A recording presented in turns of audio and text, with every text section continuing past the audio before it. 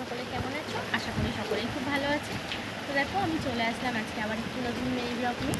তো দেখো আমাদের এখানে বৃষ্টি হচ্ছে, তোমাদের এখানে বৃষ্টি হচ্ছে কিনা তোমরা জানিও।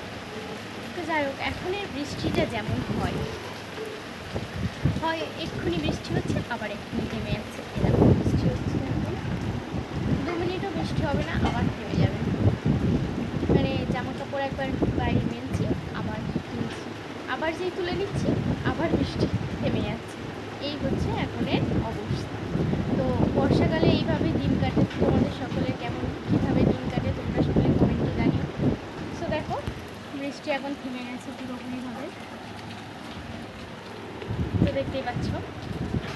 তো আমি আবার এখন চলে যাই জামা কাপড়গুলো বাইরে মেলতে।